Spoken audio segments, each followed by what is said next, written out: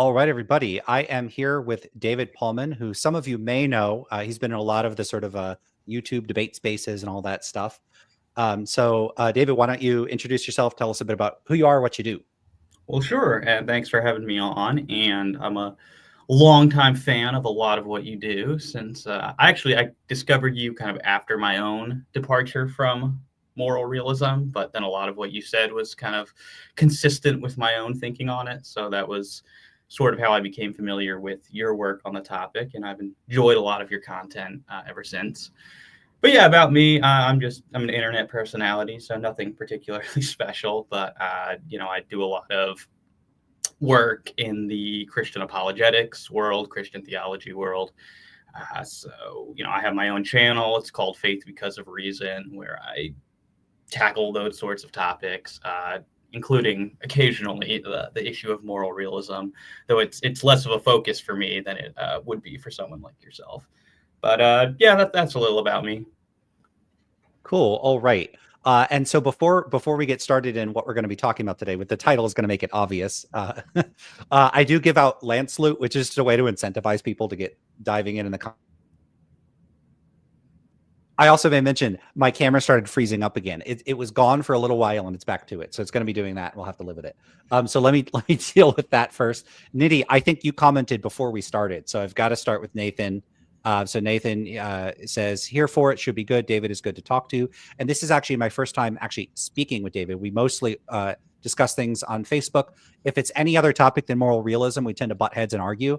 And then when it's moral realism, we tend to be on a similar page. We actually have different meta-ethical positions, but it's like the reasons we reject the other views are pretty similar. Okay, so Nathan gets 1,000 Lance Loot, QWERTY gets 500 Lance Loot, and Harmonica Luke gets 250. Okay, so Digital Gnosis has some more friendly things to say. You're a good guy, David. One of the only apologists I would call intellectually honest. If you have friends that he thinks are dishonest, maybe that's a bit of a backhanded compliment. But okay. Very kind, Nathan. Thank you. Yeah, I mean, it's still something nice about you. And then we got Goblin Lord and Barney Marison. Welcome, everybody. Okay, so what motivated this is that I'll just set up the conversation. Then I want to hear what David has to say about this stuff, because I don't know a lot about philosophy of religion. Undergrad courses, you get a little bit of exposure to religion, but it's not really an area I study or focus on.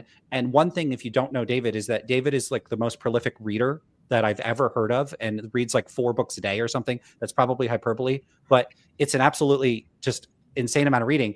I read a lot and listen a lot on Audible, but it's mostly fantasy and science fiction, so I don't think it actually helps me very much with this stuff.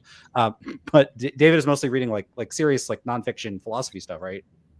For the most part, I kind of get bored with fiction these days. Yeah, it's starting to dry up for me. I'm starting to get real frustrated with recurring tropes, but that's a topic for another time. So what got us talking is that I routinely see people present in Christian apologetic circles the moral argument, where they'll basically argue that you can only have moral realism if you've got God, and since you do have moral realism, you've got to have God. So there's various formulations of this. Some are really simplified, like William Lane Craig's versions. Some are a little more sophisticated. I know Michael Jones has his own Inspiring Philosophy, has his own version that adds a few more features in there. He tries to flesh it out a bit more. So there's various versions of this, and it's whatever as far as that argument goes. But what's always struck me as I'm not sure why Christians and theists more generally are often really, really, really seemingly convinced without any, to me, and maybe I'm just not aware of any clear or obvious basis for why theism would be so wedded to moral realism. And especially because I mostly interact with Christians. There's lots of religions out there, but I'm in the circles where it's mostly Christians, where Christians seem like, yeah, if you got Christianity, you got moral realism. They're 2 peas in a pod. They go hand in hand. And, I never saw, and again, this could just be my ignorance. This could just be, my own ignorance, but I've never seen anything in like a scriptural basis for this. Like nobody's pointed to anything in scripture directly. But of course I look at that and I go, okay, well, there's lots of ways of interpreting the text in ways that are not obvious to read off of the scripture. So I don't take that as like dispositive, like that's definitively shows you can't get moral realism read out of the Bible. But I don't really know. But when I've asked Christians about this, I haven't heard what sounded to me like good reasons for why, if you've got Christianity, you've got moral realism. So I, I guess where we could start with this is, I think we agree about this, but the difference is that I'm an atheist, so who cares what I think about this? You're actually are a Christian, and you hold a similar view that it doesn't really entail or require moral realism. And I think that should be a good starting point for what you have to say about this. Yeah. I don't know if you want to hear like kind of how it was I came to that perspective, because it might be the most natural way for maybe people in the audience who are Christians to kind of just see how my thinking on this sort of developed. Because, it's one thing to like lay out, well, here are the, reasons why you don't need moral realism to be a theist or to be a Christian. But maybe maybe it'll unfold more organically if I just sort of tell the story.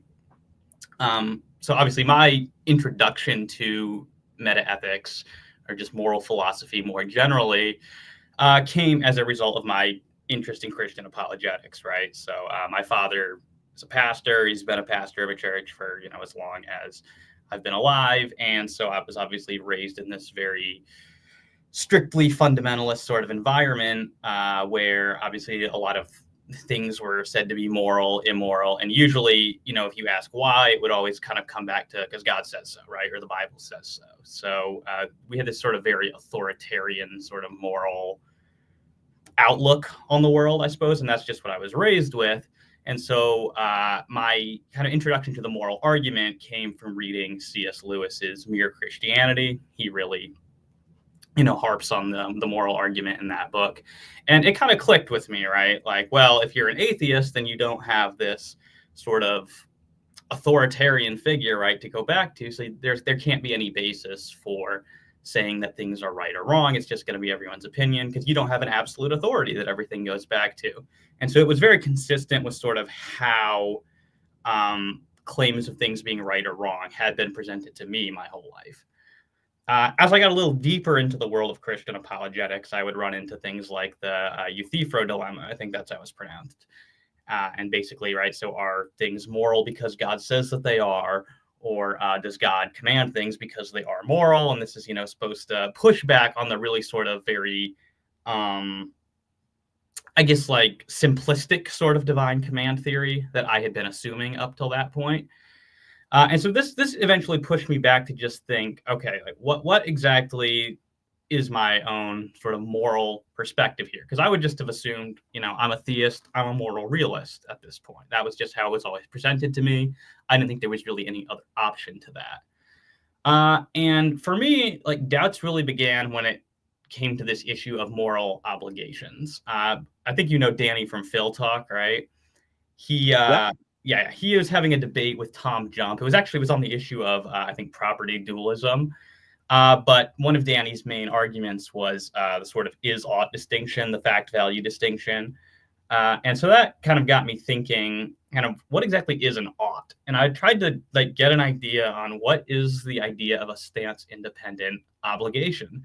And I found I just could not make sense of this. I genuinely could not find any intelligible understanding of what a stance-independent obligation was. Like, anytime I could make sense of an obligation, like something like, you ought to take this exit, I could always ask like the why question. It's like, well, if you want to get to your destination. But that makes it conditional on like some other stance I have. I have no idea what it means to say you ought to take this exit just because you just ought to. It's just like, it's this irreducibly basic norm and there's nothing else to it. It was unintelligible to me. Anytime someone says you ought to do something, I feel like there's always a legitimate why question to be asked there, which is not going to terminate in this you ought to because you ought to, or you just ought to. That's just the way it is. That was deeply unsatisfactory to me. I didn't like that. It made no sense to me. So then I began like, well, what are the reasons that we have for sort of thinking that moral realism is true in the first place? I began going that route. I looked at David Enoch's deliberative indispensability argument. I thought it was trash. Terence Quaino, or Cuneo, however you say his last name, his companions in guilt argument. I thought that was trash. Just any argument I would come across for moral realism, they seemed like these are just patently very bad arguments. So eventually I came to the place where I was like, all right, well, like I can't be a moral realist for purely rational reasons. Like there's not a purely philosophical basis for moral realism that is acceptable to me. But I was like, but I still have to be a moral realist because like I'm a Christian. I have to be. So the order kind of inverted for me. At this point, I abandoned the moral argument. I was like, I can't infer theism or Christianity on the basis of moral realism because my belief in moral realism, it depends on my belief in Christianity. Right? I'm a moral realist at this point because I think my Christianity demands that of me. But then I started wondering, like, do I even have to be a moral realist as a Christian? Uh, the biggest theological reasons were going to be like, I have to affirm that God is good, and I have to make sense of the doctrine of sin. But there are ways to understand both of those doctrines, and we can get into that if you want at some point. But I think there are ways to understand both of those doctrines that don't commit you to moral realism.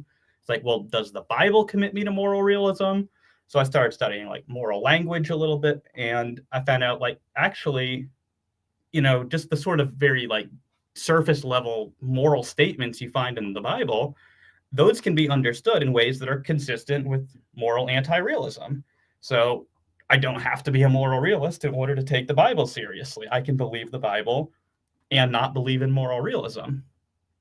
And so kind of once I got to that point, I was just out of reasons to be a moral realist. I didn't have anything I could appeal to that would sort of justify me in believing that there were stance-independent moral facts or obligations. And so while I'm not at the point yet where I'm like with you going to say I don't think those things exist, I don't believe that they do. So I'm a moral skeptic. I don't take a position on the existence of such things. I don't find the arguments for them to be good.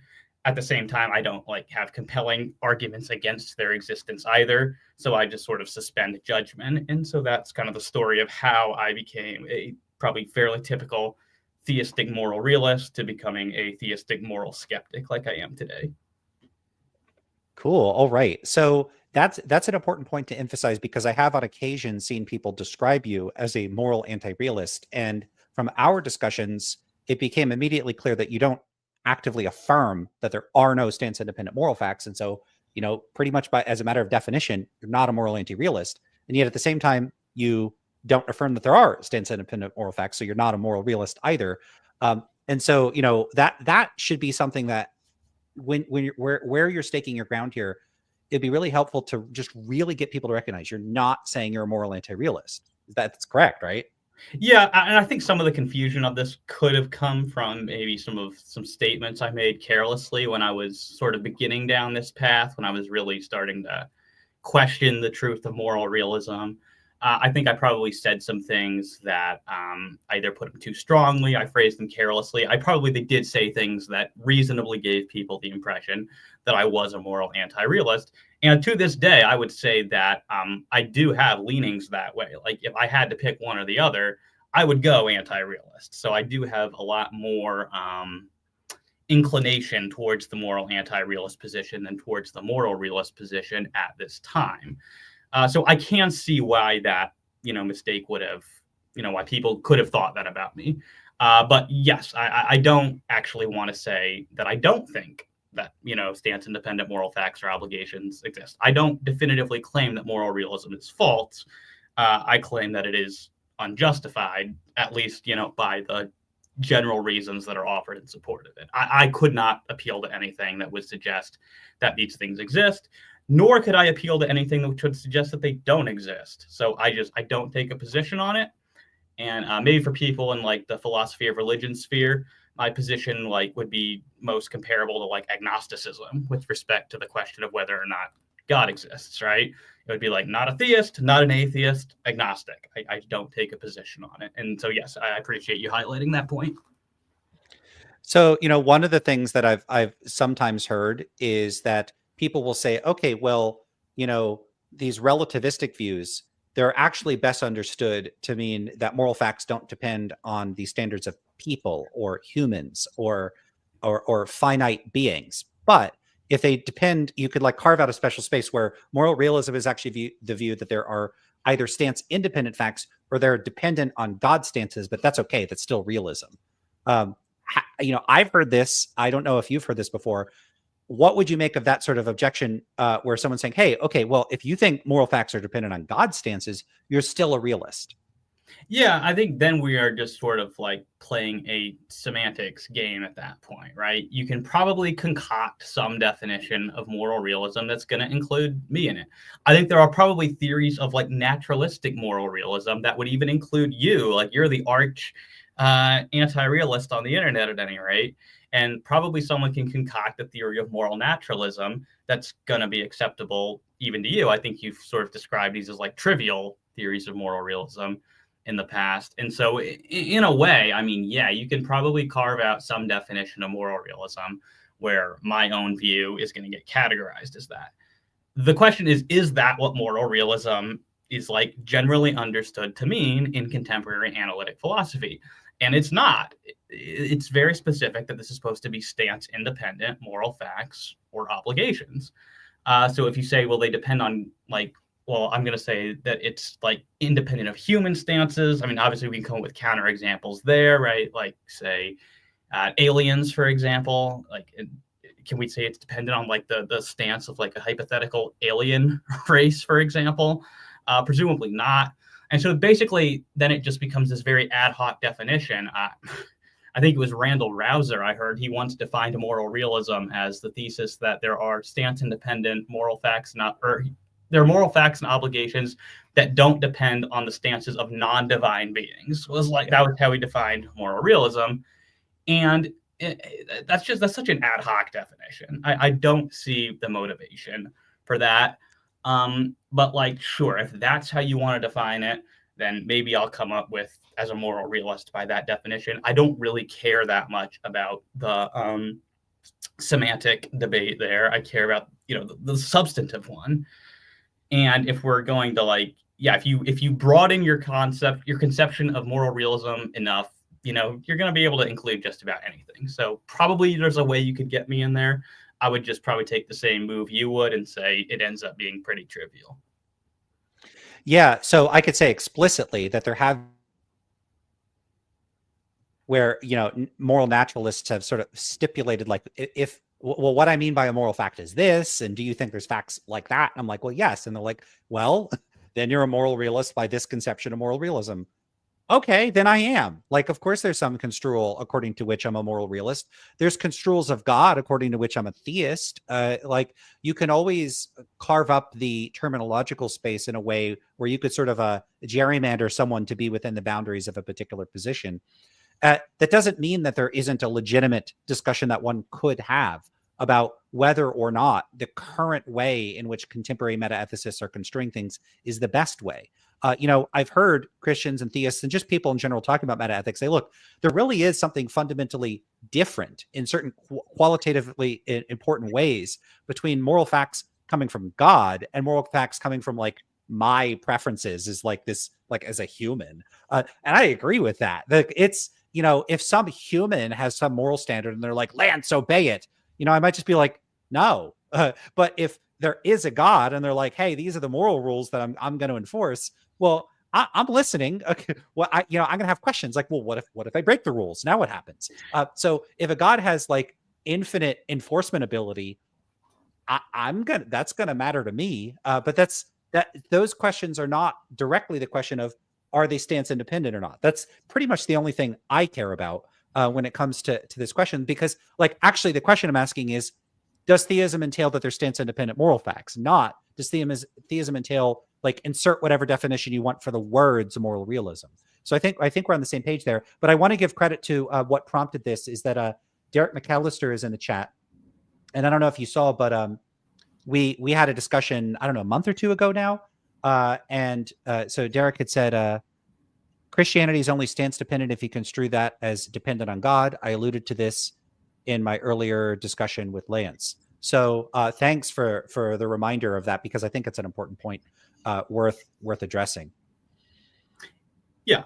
I think the comment he made there is right. I mean, obviously you can kind of exclude God and, say something like Randall Rouser did, again, define it as moral facts that are, not dependent on any sort of non-divine source, right? The problem, I guess, is that that just kind of seems arbitrary, and I don't think it captures the motivations that like most philosophers kind of have when they're saying stance independent. I think they mean not on any stance, is what people like Michael Huemer and Russ Schaefer Landau and David Enoch and people are talking about. It's only the people who have like an explicitly like theistic agenda, they want to run a moral argument or something. It's only those people who want to include this qualifier, but it can be dependent on God's stances or something like that. And so it kind of I guess it seems objectionably motivated or something in that sense. Yeah, I don't know enough about how Christians defend specific meta ethical views to really have any definitive stance on this. And it's the same thing with, and I guess this will be the next thing I ask you about, uh, divine command theory. So, divine command theory is this view that's bandied about on the internet. And I often see people give this very simplified characterization of it, that moral facts just are whatever God's stances are. And so therefore it's a type of anti-realism. But I've also heard from people that study the topic that actual characterizations of divine command theory by Christian philosophers are more complicated than that. They have more components. There's like more stuff added to the conjunctions that comprise the position. And that some of them do definitively come out to be a type of moral realism. I don't know. Are you familiar with any of this, or do you have a stance on this? Yeah. And people who want kind of my deep dive into that, I would just refer them to my video called "Why I Don't Use the Moral Argument," where I sort of go into some of that. What I think I hold is sort of like the true simplistic sort of divine command theory, where I think that to the extent that there are any sort of moral facts, then these are just going to be constituted by laws that God imposes on us. And I don't think it's a version of moral realism, which is kind of why I don't use the term divine command theory, because it's often assumed by those who take that label that they are identifying themselves as moral realists by using that term. So that's one reason I'm kind of averse to using it. The funny thing is, I probably essentially agree with those people on, I probably have like the exact same meta-ethical view as like the simplistic divine command theorists. The difference is I think I'm philosophically informed enough that I know that that doesn't qualify as moral realism, because I'm explicitly making these obligations stance dependent on what God says. Now, there are people, and the view I'm going to be most familiar with here is going to be Robert Adams, who has a version of what he calls divine command theory. But his claim is that moral facts are sort of constituted by a relation of like similarity or resemblance between human actions and certain facts about the nature of God.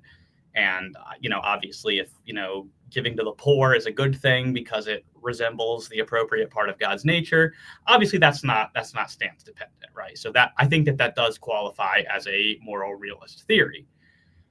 The issue is I'm not really sure why like anyone's going to accept that theory if they're not already a theist, for example. The claim that people like Adams want to make is that, well, it makes the best sense of moral stuff, and that just gets you into moral philosophy, right? Like, is a resemblance between human actions and God's nature, is that really a better explanation of morality than like any other moral theory on offer? And again, in the video I mentioned before, I kind of go into detail on why I don't think that there's anything that's been offered on behalf of like Adams' theory. And I go through the most contemporary defense of it, which is Adam Johnson has this book called Divine Love Theory. He extensively tries to defend Adam's theory as being, well, he makes his own modifications to it, but he tries to defend this as being like, this is the best explanation of morality. I go in there in painstaking detail, go through the reasons he gives, and I'm like, yeah, none of these are showing that this comes out ahead of other non-theistic moral theories. So yeah, I do think there are versions of divine command theory that qualify as realist theories, but they just have the same problem as other moral realist theories. There's just not a good reason to believe that they're true. Okay. So one of the really big issues I wanted to ask about is another thing that came up when I started talking to people about this, which is people would say, look, the classical conception of theism, just is one that entails moral realism. Like, it's just built into the conception of theism, that that is like classic as it is classically construed. And so, if one of God's features is omnibenevolence or perfect goodness, how else would you understand these characteristics other than from a realist perspective? How would you address that sort of claim? Yeah, I think this is kind of goes back to what I said was one of the main theological challenges. I think if you're going to be a theist and not a moral realist, is generally theists have wanted to say that God is good, right? And so how can you kind of do that? Part of it is just going to be like, well, what do we mean by good there, right? If you're going to say God is good in virtue of exemplifying this stance independent moral property of goodness, well, yeah, trivially, if that's how you are defining theism, then theism is going to entail moral realism. The problem is, like, a lot of theists themselves don't even want to say that, because a lot of theists, especially the divine command theorists, don't want to say that there is this stance independent property of moral goodness that is outside of God, right? Jerry Walls and David Baguette, for example, they have a series of 3, I guess soon to be 4 books defending divine command theory. And like they explicitly are just identifying God with goodness. Like for them, God is identical to goodness. That's the relationship there. And of course, everything is identical to itself, but like we're not really saying anything substantive there. You're just like, by saying God is good, you're saying God is God, So it almost becomes a trivial statement on that view. So a lot of it just comes down to sort of like, what do we mean when we're saying God is good? And it seems more than evident to me that there are ways to intelligibly make that statement which don't commit you to moral realism. I could say, like, for example, relative to my stances, having properties like goodness or having properties like love and justice and things, it's good to have those sorts of properties. And God has those properties. So God is good because he's loving and he's just and, merciful. And I can put whatever other properties into that bag of goodness that I want to, and then just say, yeah, God has those. That's what I mean when I say God is good. I don't mean that there's this, abstract moral property of goodness that supervenes on God or something like that. And I don't think that's what theists have traditionally meant anyway. So it really all just comes down to how you want to parse out the semantics there as to whether theism is going to entail moral realism. And it seems to me once you make it so detailed that like theism has to entail moral realism, you're going to be adding so much like metaphysical baggage into there that just your average like person in the pew at church isn't even going to know what you're talking about. So you're going to have the paradoxical implication that most ostensible examples of theists, myself included, are not actually going to turn out to be theists, which is, I don't know if that's a bullet that they want to bite or not. Yeah, this is an interesting question that has come up for me as well. That's coincided with my question about whether theism or Christianity entail moral realism, is that I've also seen people say, most people are moral realists, and that's my whole thing is arguing against that. But people say, look, most people are theists, and there's over a billion Christians in the world. Most of them are going to be moral realists, and I've questioned that. And sometimes what I've got is, well, look, the classical conception of theism logically entails moral realism, and so most of these people are moral realists. So hold up, even if there's some classical conception among like scholastic philosophers or something, that doesn't mean that lay people are aware of this and endorse this. And I've had to point out to people, there's been surveys of, for instance, Catholics. Now, what's the Catholic Church's official stance on abortion? Not a particularly favorable one. But when you survey practicing Catholics, people that would say, I am a Catholic, a lot of them are A-okay with various forms of abortion in ways that are fundamentally at odds with church doctrine. And that's just a relatively, that's like a biomedical ethical issue. If we're getting into like the lay people's views on transubstantiation or the nature of the Trinity, how often does it happen if you ask a person that's not trained in philosophy about the Trinity that they start spouting what amount to tactically heresies or stuff that are fundamentally at odds with what their church teaches? Bottom line is, most people don't know the vast majority of the like really abstruse metaphysical theses that underlie the sort of formal doctrines of their religions. And yet, for whatever reason, people will infer, well, this is what the religion says. And so therefore, anyone that says they're a member of the religion believes in all of those doctrines. Yeah. That doesn't follow. So that's my take on it. I don't know where I would go wrong with that. So maybe you agree with me, maybe you disagree. I don't know. No, no, I agree. I mean, it's just a basic dilemma here. The more stuff you try to pack into the definition of, what it is to be some, widely held position out in the world, the more you try to like squeeze out of there that like you have to believe this stuff in order to be part of this group, the more people you're going to exclude. And I mean, that doesn't just hold in, religious and philosophical context. I mean, it holds in political context, right? You'd say, well, if you want to be part of this party, you have to affirm this stuff. The more stuff you're putting there, you're just going to keep excluding people from it. So, I mean, it's a general principle that if you want to have the benefits that come with being widely held, then the less, and particularly less like complex stuff, you're going to be able to sort of pack into the definition of it there. I'm happy to let people draw those sorts of lines where they want to, because I mean, you can define terms however you want, but I will hold you to the commitments of, what that entails. So like if your definition of Christianity entails that like, there are only 10 Christians in the world, I will, hold you to that. So those are just some things for people to consider and sort of where they want to draw the battle lines here.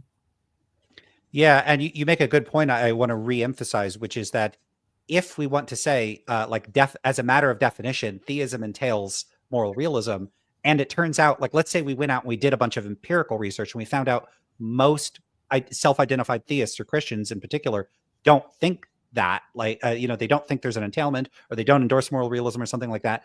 The conclusion would be most of these people are not theists at all. Like, they're just not. So what are they? They believe in some sort of like pseudo theism.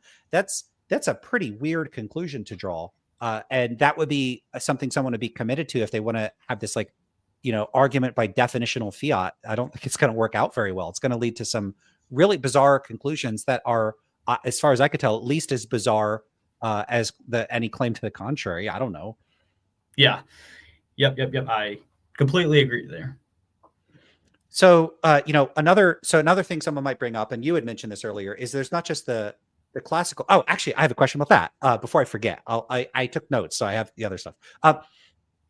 As far as a historical matter, and maybe this is a bit speculative, I see people will say, theism is committed to moral realism, but what do you think would happen if we were able to go back through various points in history and talk to Christians, like Christian theologians and philosophers at various points in history, and sort of describe the contemporary debates about moral realism, and then said, like, is this what you mean? Do you think that they would be like, yeah, that's what we were talking about all along, or no, or how would they look at all this? Would they say, yeah, no, that's what we were talking about, we were just using different language? Or would they be like, no, that's not even the conversation we're having? What do you think would be going on there? Yeah, it's really interesting. I may not have the knowledge of historical theology to even be able to have like a informed answer to that. But what I do think is interesting is we can sort of look at the present and see sort of like when we've got these sort of finely grained distinctions in analytic philosophy, and when that's really being like pressed onto the Christian community. And like by that I'm talking about like the PhD specialists in this area. Look at how much diversity we get from this. You have the people like Richard Swinburne who are moral realists, but like think that moral arguments are terrible, right? He's not a divine command theorist. He doesn't ground morality in God in any way, right? But then you've got like the classical theists who are going to be like, but look, that's incompatible with the doctrine of divine aseity, right? You're saying there are these necessary moral facts that exist alongside God, and like we're Christians, we're supposed to say that God is the sole self-existent thing, right? You have Christians like me who are just like saying, bye-bye moral realism. We don't need that for anything. You have various different positions emerging among contemporary Christians. My guess would be if you took the finely grained sort of modern distinctions within analytic philosophy and had those been present or were forced upon Christians in the past, like sort of retrospectively, you would have a similar like interesting diversification in moral theory that emerged as a result of that. That would be my best guess as to what would happen historically. Yeah, it does make me wonder though how much there's kind of like a Kuhnian paradigm sort of thing where, when I look back on a lot of historical disputes, I'm not an expert in this area, but the whole set of terminology, the framing of the discussions often seems somewhat off center from contemporary disputes, which involve a different set of framings, a different set of terminology, and even moral realism as a term that's used in the literature has undergone and is continuing to undergo various types of transformations in terms of what people include and exclude in the content of it. It looks to me like somewhere around the 1990s, people started throwing out this term stance independent, partially perhaps to evade confusions about mind independent. And it looks like there's a gradual convergence in the literature, but I don't know what it's driven by. Sociological forces about saying moral realism is such and such, and there's this distinct characterization. But like the contemporary characterization of moral realism, I don't mean the views or the concepts. I'm not saying nobody was a moral realist before like 1902 or 1903 when like G.E. Moore put out his work on this, where he presents like the open question argument and all this stuff. But that the like modern incarnation of the discourse is like 125 years old, and I worry that the contemporary framings are often sort of there's like this intellectual backwash where we are submerged in these current ideas and then we project them onto the discussions in the past uncritically. Like they may apply, but they might not apply to those past discussions. And yet, I think a lot of people tell me, oh, well, of course, Christians in the 3rd century were moral realists or something. Is that obvious? Like they were talking different languages, fundamentally different cultures, different intellectual landscapes, different educational backgrounds. It's not so obvious to me how easily we can like retrofit and reconstrue past debates in contemporary terms. But I'm not steeped enough in the history or the knowledge of any of this to really be able to address this in a satisfactory way. It's just suspicions that I have. So I don't know if you have thoughts about that. Yeah, well, I mean, in a lot of ways, I'm in the same boat. That the best we can do is, have suspicions, perhaps, with respect to like specifically, the early centuries of Christianity. We know like early Christianity, particularly early Christian philosophy, was heavily influenced by a lot of classical Hellenistic philosophers like Plato and such. So it's not entirely implausible to me that a lot of these individuals might have been moral realists of some sort, particularly like if we confronted them with sort of the modern categories and like got very clear answers from them on how do you parse out these distinctions. The one interesting thing about that, of course, is that a lot of them are also classical theists who are going to not want to affirm the existence of things like Platonic objects. So there would be a lot of interesting, like, how exactly do you want to fall along these battle lines? Because, like, on the one hand, you want to be a classical theist who affirms God's aseity. On the other hand, like, you want to be a Platonist. Like, those are fundamentally incompatible theses. So, like, how exactly are you going to parse that out? You're going to try to like meld them together in some sort of divine conceptualism or absolute creationism. And, we have people trying to make sense of all that in modern philosophy. The problem is like sort of in ancient philosophy, they're not always interested in the same questions as us. So sometimes they might just be holding fundamentally incompatible views. Like a lot of early church fathers are going to both be classical theists and Platonists, which, are incompatible positions with one another, but are going to have implications for sort of how you parse out the moral realism debate is sort of where you fall on the question of something like, is Platonism true? So yeah, it would be very interesting. That's why I'd say like the only way to do it would really be to like confront them with the modern distinctions and ask very clear questions about it. And like they themselves might not have even had consistent positions on all of these things just because some of these modern distinctions were not necessarily at the forefront of, the debate back then. They're more interested in debating like, ancient heresies and things like that than they are in, parsing out the modern concern of the relationship of God to morality. All right. Yeah. So I guess at this point, it's important to draw a distinction, given the questions that I'm asking you, between two separate questions. One would be, historically speaking, what proportion of Christians, especially those in positions to sort of set the intellectual stage for Christianity, and I guess we're not even addressing the broader question of like theism, like what Muslims or Hindus or whatever other religions might be potentially committed to. That's like Pandora's box. We can't even get to that. But there's a separate question between what historically they would have thought either on consideration, or like maybe we could go find some of them would say, yeah, I'm a moral realist. And then others, it's unclear, but if we talk to them, they might split either way, but a lot of them might end up favoring moral realism. So there's like the historical question: what were they committed to, or what would they be committed to given their commitments on reflection? So that's one question. Would they have been realists, or are they moral realists, historically speaking? And how does that frame the contemporary discussion? That's a sort of descriptive historical question. And then there's kind of like a normative or a philosophical question, which is whether Christians or theists more generally should review moral realism as some sort of entailment. So I want to pull those questions apart, because it looks like you may be saying maybe some of them would be moral realists or were moral realists. But then there's still the question of, well, would they be correct were they to think that there's some sort of logical entailment between theism and moral realism? And it looks like, I suspect your answer would be no, given that you don't think that there is. Yeah. My guess would be probably most of them would end up being moral realists by modern standards if, they were sufficiently informed as to what moral realism is, and, sort of had the time to reflect on it. And my reason for that is just because, sort of the way a lot of, church fathers and people sort of talk about things like virtue and stuff, they seem to be conceiving of it in ways that, certainly I don't. So I wouldn't be surprised if a lot of them came up being realists. I don't think that they might say that, like, for other reasons, like Christians have to be. I don't think that they would like be so illogical to just say, like, if you're a theist, you have to be a moral realist. That, like, theism, like the proposition that God exists somehow entails the proposition that stance-independent moral facts or obligations exist.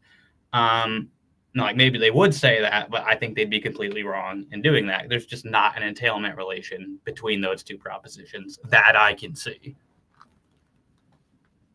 Gotcha. All right. And so the next thing I want to address is, you had mentioned earlier, like accounting for God's goodness and the doctrine of sin, how you can sort of square those with a lack of endorsement of moral realism. So I'm wondering how you would thread that needle.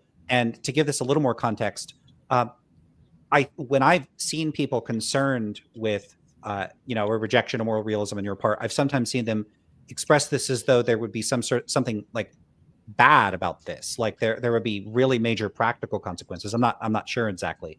So I guess there's two questions here. Is one question is, what sort of account can you give of the various Christian doctrines that have these moral components in light of a rejection of moral realism? And then, like, why does that matter? Like, what are the consequences of this? Should people be concerned with being a Christian but not being a moral realist? Yeah, those are good questions. So, I mean, we've already talked a little bit about how we can say that God is good without committing ourselves to moral realism. Maybe the harder one is the doctrine of sin, right? Because, like, sin is really sort of fundamental to the Christian story, right? And this is going to be across denominations, right? We all have this idea that human beings are, in some sense, fundamentally separated from God because, we sin. And sin is, it implies, some sort of like moral separation from God. How can we parse that out, without having some sort of commitment to moral realism? And I like something you said before, right? You were talking about a qualitative difference between morality that comes from God and sort of like just this sort of radical, subjectivist, relativistic sort of morality that comes from ourselves. And you were saying that there's an interesting distinction there. And I think there is. In fact, my own answer to sort of how we make sense of the doctrine of sin without moral realism sort of capitalizes on that. Because while it's true that there is a huge difference between morality perhaps coming from God versus coming just from, an individual in this sort of relativistic sense of, relativism, there's not necessarily a huge difference between that and just sort of the sorts of obligations that we receive from our governments, right? Our federal and local governments. Obviously, there's going to be a difference between a morality that's enforced federally and one that, it's just, well, my opinion's just as valid as yours, right? So what I want to propose then is that God sort of gives us these laws, which are basically analogous to federal laws. They are things that, they're not stance independent, but they are flowing from an authority figure who has the power and knowledge necessary to enforce those sorts of laws.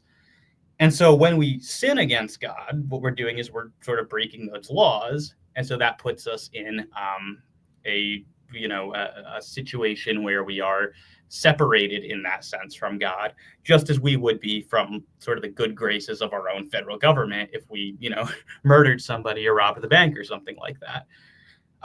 And that seems to me to be perfectly intelligible because, look, we can very clearly draw distinctions between federal laws and what are thought to be stance-independent moral facts. An example I like to use here would be like the speed limit right outside my house here. It's 25 miles per hour. And so, you're breaking the law if you, are going down it at 50 miles per hour. There's going to be consequences for that. You can get pulled over, get a ticket, so on. But presumably it's not a moral fact that like on this particular part of the earth, you cannot drive faster than 25 miles per hour. Like, I don't think even the most staunch moral realist is going to want to defend that it's a necessary truth that in this particular location, you can't, go faster than 25 miles per hour.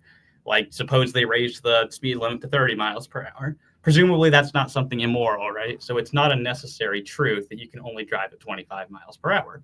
So what we're dealing with here is not moral realism, certainly, but we are dealing with something that is more than just human opinion.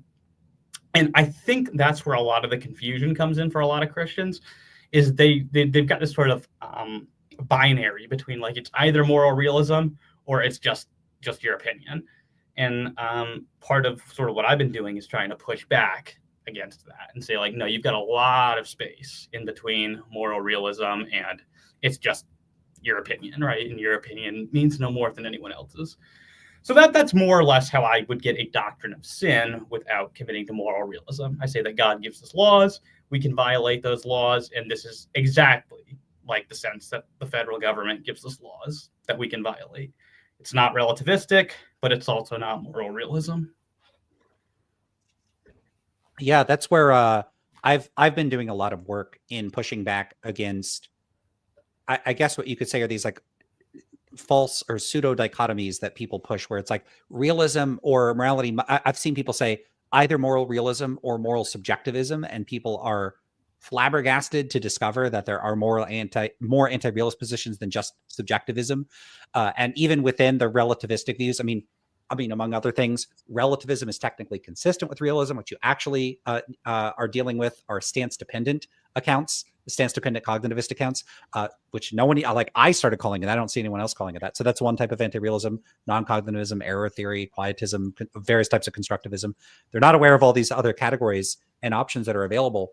But one of the things I consistently run into with back and forths about realism and anti-realism is this just presumption that anti-realist views are just profoundly crude and they don't have any of the conceptual resources or language even to engage in normative judgment or address normative issues or handle moral disputes or to do any of these things. And this is really weird because on most of the views that have been developed in the literature, it's actually quite easy to account for this. Sometimes people just mix up anti-realism with error theory. Error theorists' problem is that they're shackled to the realist semantics and commitments, and then they're just like, yeah, you're right about all the ontology and the you're right about the ontological claims, like what people are saying. It's just that there isn't anything like that, so they get saddled with a lot of the problems that come with cleaving so closely to realism. But the other anti-realist views don't generally have this problem, and yet people treat them like they do. And so some of what you're describing, I have to try to thread those needles, and it's fairly easy to do, I think, conceptually.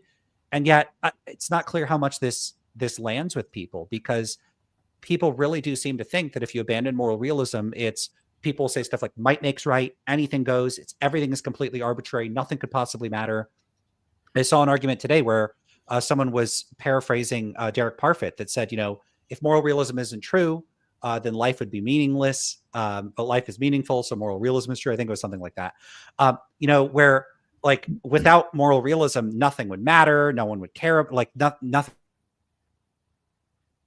So there's this mountain of presumptions about these horrendous consequences to not being a realist.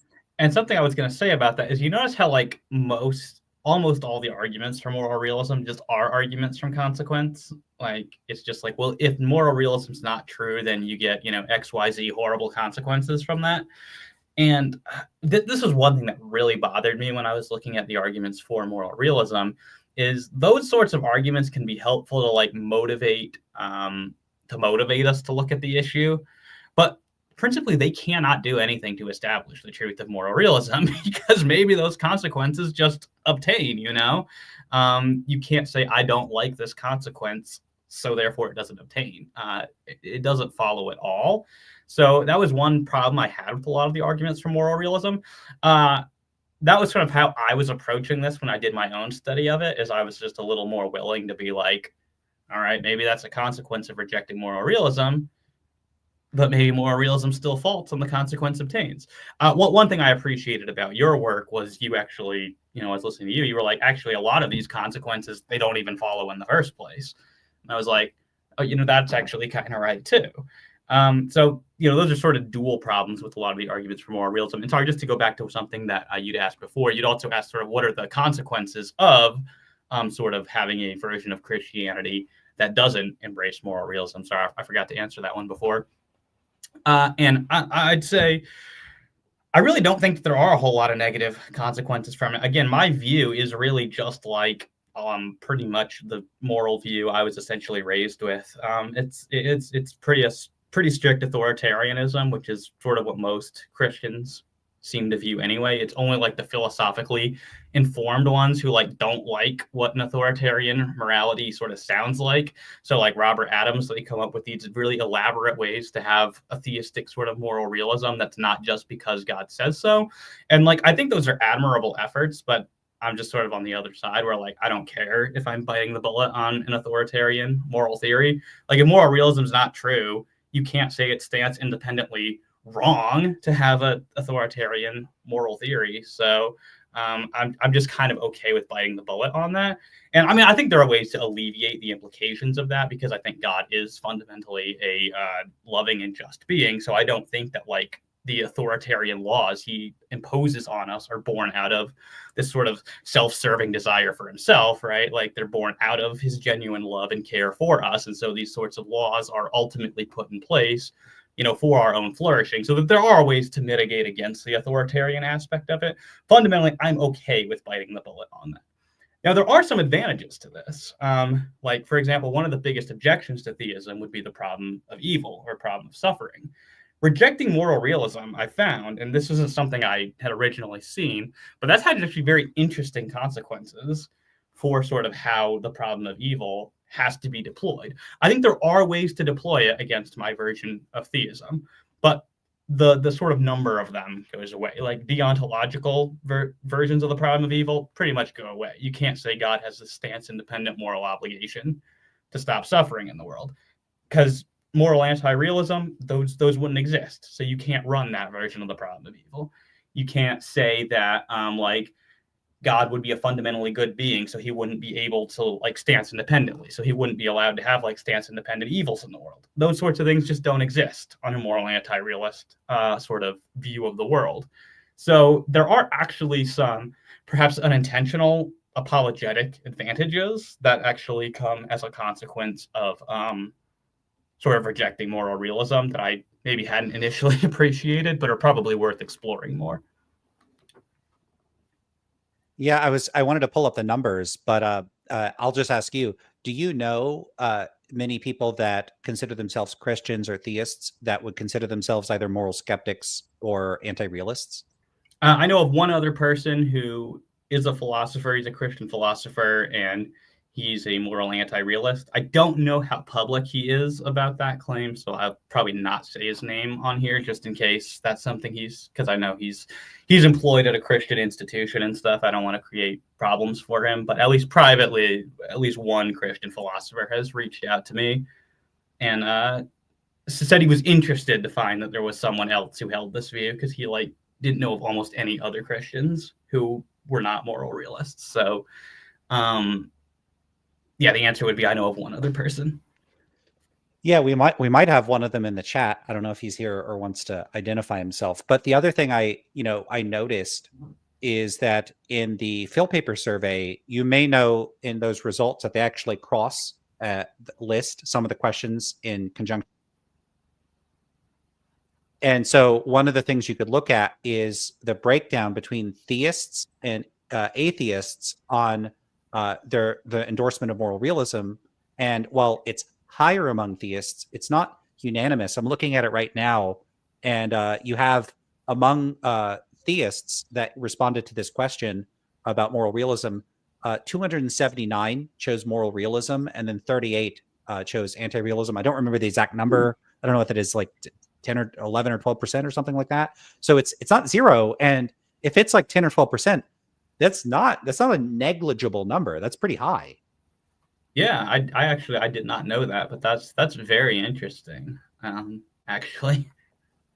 Yeah, so 12%. Now, granted, this is theists, so I don't know how many of them are Christians, and I would expect the self-selected sample of philosophers that are theists that are responding to the survey to be very different than the standard demographics of Christians. And also, if you look at the demographics on this, they describe how they gather their data.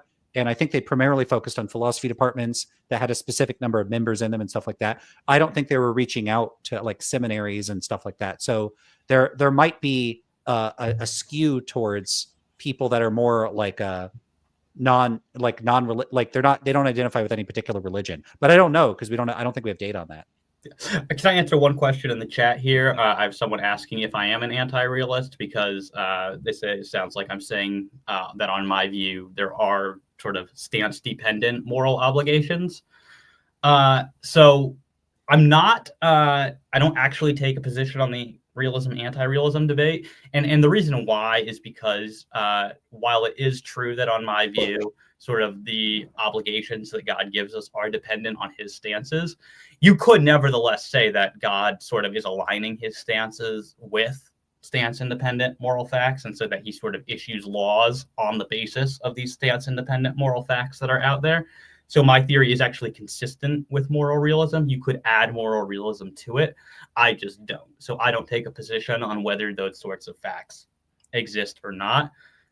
So it's for that reason that I'm not actually an anti-realist, and I'm just a skeptic.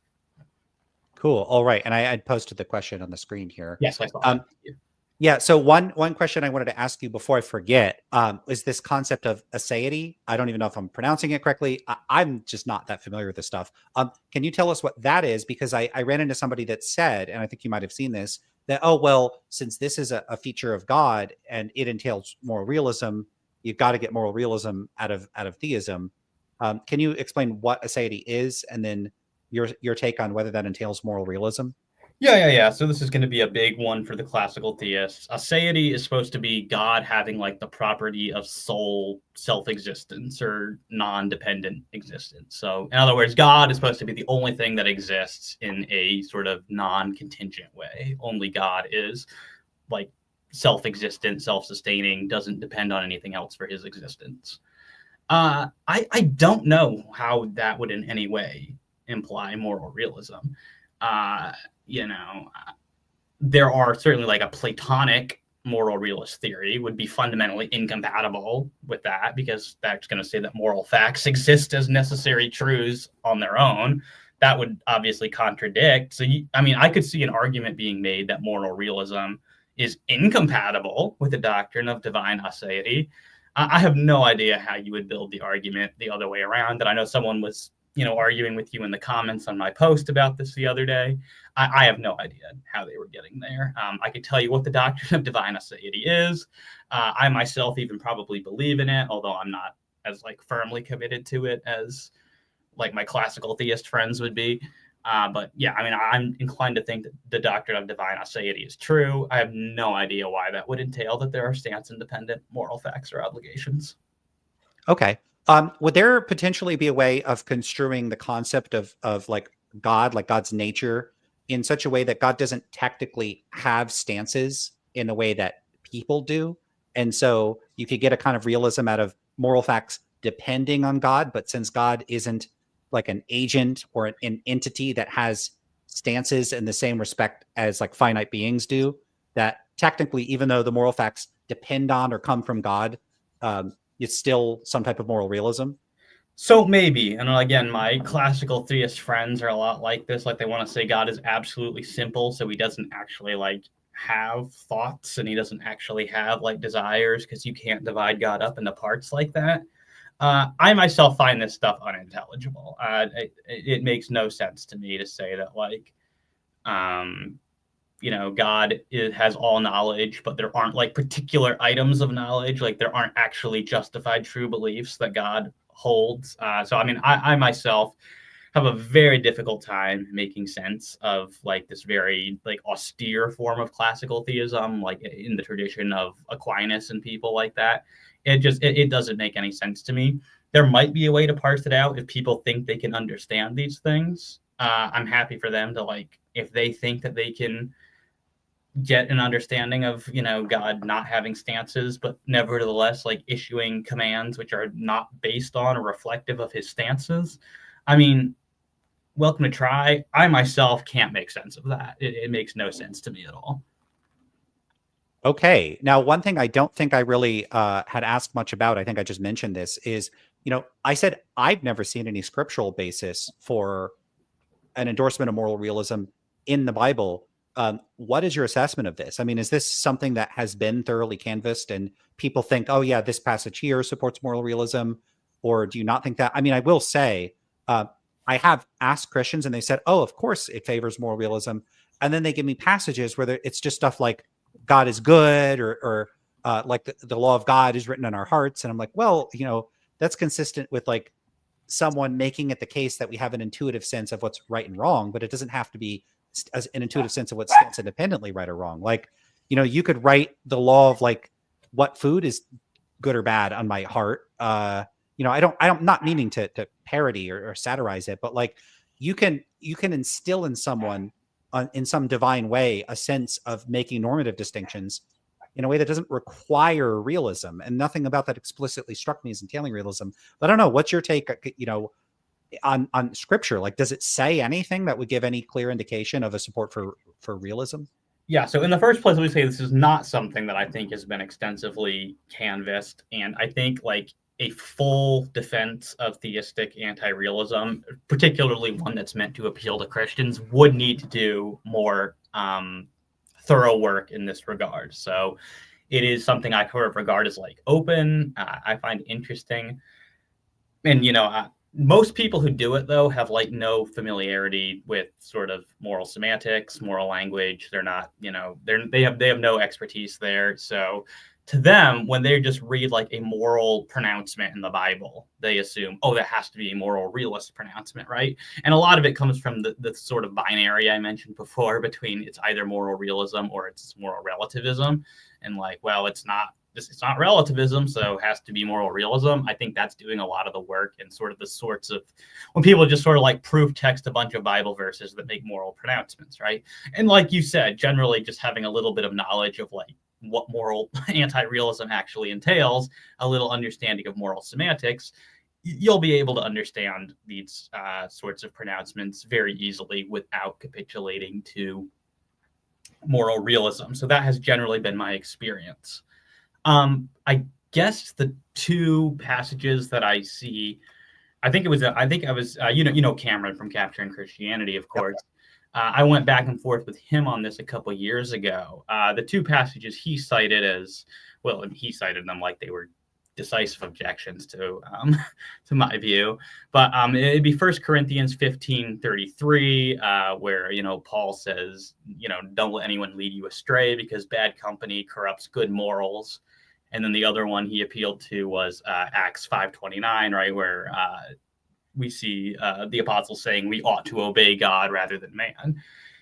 Frankly, I don't think you can just cite those and be like, oh yeah, moral realism. It's not clear to me that like those have to be interpreted in a moral realist way. On the sort of view of obligations that I think you and I would take, where these sort of just describe consistency relations between sort of goals and desire. I believe you take that view as well of obligations. My What view of obligations? I was looking up the passages. sorry. So where an ought or like claims of the form "you ought to do this" describe consistency relations between goals and Yeah, yeah. You know, sometimes people will have concerns about consistency as a term there, but yeah, I generally construe it in terms of consistency relations, and I see those as descriptive facts. So my view is that normativity and reason stock can be reduced to certain types of descriptive claims, and those descriptive claims are relational claims about the relation between means and ends, or goals and means of acting in accord with or so as to achieve the goal. So it sounds like we have a pretty similar view of this. I would say, yeah, you describe it eminently better than I do. But yes, that's the same view that I had. It's interesting that because I kind of came to that independently, so it was sort of vindicating to hear the holy pope of anti-realism on the internet agree with me on that. So, but yeah, Yeah. So, well, so I'm looking at these. Oh, sorry. Go ahead. No, you go ahead. Yeah. Well, first, my question would just be: I remember people told me what version of the Bible. Oh, sorry. I people told me what version of the Bible. I think it was the NIRV. Is that what I should use? Maybe the NASB. That's the one I prefer. Okay. But I mean, I don't think I wouldn't any of know the anything major, about the reason for this. probably none of the major translations are gonna differ too much on these particular verses. You're probably good with any of them. But yeah, just so like what I was saying there though is that like when it says we ought to obey God rather than man, like that can be perfectly well understood with the theory of obligations that you put forward. It's just in your best interest; it'll better align with your goals to obey God than to obey men, and like that should be obvious, right? I mean, obviously God has got better enforcement power, ultimate enforcement power that men don't have. I don't see any need to read. I don't see any need to read Acts 5:29 as saying you have a stance independent obligation to obey God rather than man. You can read it that way. That's a perfectly legitimate interpretation, but it's obviously reading into it things that are not said by the passage itself. Obviously similar considerations are going to apply to 1 Corinthians 15:33. So the best I could say is at this time, none of the biblical texts that I have seen brought forward in support of moral realism, like even on their face, support moral realism. It's usually just it's brought forward like just sort of with this assumption that moral realism is the only way to read it. Usually the people bringing it forward have no familiarity with like the philosophy of moral language, the sort of semantic disagreements between moral realists and anti-realists. There's none of that there. It's just, oh, like the Bible used moral language, so therefore moral realism. And it's not anywhere near that simple. You need substantial more argumentation to get moral realism out of the Bible. Yeah, I mean, look, I look at these passages. I posted one on the screen here. So Acts 5:29. This is the NASB. Peter and the other apostles replied, "We must obey God instead of people." But like that's consistent with literally all forms of anti-realism that I'm aware of. Like, there's not even a form of anti-realism where that wouldn't be the case, like consistent with it, and that would include like expressivism and like error theory. Like this is all of this is consistent with that. This isn't even explicitly moral either. I mean, God could issue arguably commands of some practical form, like in principle. Maybe that's not particularly reasonable, but and I don't need to dwell on that point. But like, and then we have 1 Corinthians here, which I'll put up on the screen. Do not be deceived. Bad company corrupts good morals. That seems like good advice. Like pretty good advice. But again, it looks like a practical question with a normative moral component, but I'm not seeing any explicit meta-ethical component that's like in the text. You would have to read that into it. Yeah. And that what I find frustrating about this is if people thought moral realism was entailed by Christianity and they understood moral realism and the meta-ethical landscape well, I would have thought they would recognize these passages are not good indicators of the Bible supporting moral realism. And so when people present these to me, this not only doesn't serve as good evidence for me, it's actually, to me, some evidence to the contrary, because it suggests that person doesn't understand the meta-ethical distinctions well enough. And so I'm like, okay, well, one, that doesn't support that the Bible endorses moral realism. And it does suggest you don't understand moral realism if you think that it does. But, you know, this is a super common thing. Never mind the connection between theism and realism. of people seeming to have this impression that normative moral claims, like moral judgments, like saying that's wrong, or hey, don't do that to me, that's somehow an indicator that the person making that claim is a moral realist. And this, and maybe you have thoughts on this, but it looks to me like this is predicated on this dichotomy that if it's not realism, it's some type of agent relativism. And so agent relativism is this view that whether an action is right or wrong depends on the standards of the agent performing the action. And so, I've seen Christian apologists say stuff like, I get my student wrote a paper arguing for relativism, so I gave him an F. And I said, well, I gave you an F because I don't like your hat. I think your hat looks stupid, so you get an F. And then when the student objects, they're like, well, I guess you're not a relativist, are you? Well, if they're an agent relativist, then they might be stuck going, well, your actions are right or wrong depending on your standards. So if you give me an F based on something I think is arbitrary, oh, well, too bad for me. I guess it's right for you to give me an F. But that's not the only type of relativism. There's also appraiser relativism. And, I've pointed out to people many times, the Stanford Encyclopedia of Philosophy entry on moral relativism draws the distinction and then says appraiser relativism is the more common one. And that's the one we're going to use here unless otherwise specified. So why do critics of relativism always focus on the least defensible, weirdest form of relativism, where like if someone wants to steal your wallet, it's actually good for them to do it, so you have to let them? That's a weird type of relativism.